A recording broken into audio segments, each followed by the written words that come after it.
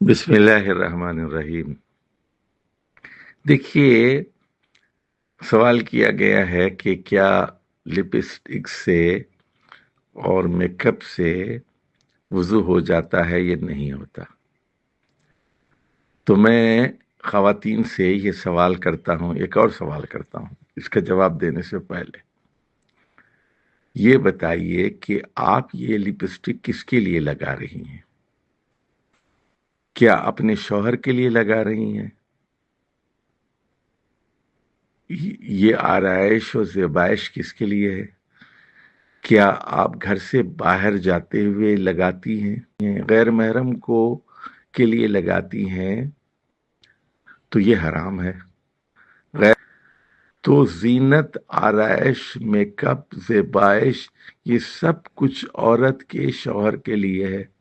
رنگ نہ ہو، غیر محرم کے لیے جو چیز بھی کی جائے گی وہ حرام ہوگی، حرام ہوگی، حرام ہوگی۔ کے مسئلے پر تو وہ پھر ایک فقہی مسئلہ ہے کہ ایک آدمی فرض کیجئے پینٹ کرتا ہے، دروازوں کو پینٹ کرتا ہے، فرنیچر کو پینٹ کرتا ہے، پینٹ اس کے جسم پہ ہے، پینٹ لگا ہوا ہے، تو اس سے نماز ہوگی نہیں ہوگی، اس کے اوپر وضو ہوگا نہیں ہوگا۔ اسی طرح یہ سوال ہے کہ ناخنوں کے اوپر پینٹ کیا جاتا ہے تو اس کے اوپر پینٹ کرنا جائز ہے یا نہیں ہے۔ تو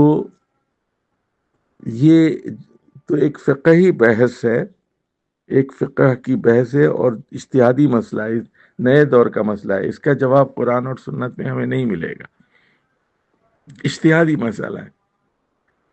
تو بعض فقہا نے یہ کہا کہ چونکہ پینٹ کے اندر پانی داخل نہیں ہوتا اس لیے وضو نہیں ہوگا۔ اسی طرح ہونٹ کا جو ہے گیلا ہونا ضروری ہے، ہونٹ کے اوپر لپ اسٹک لگی ہوئی ہے تو پانی داخل نہیں ہوگا اس لیے وضو نہیں ہوگا۔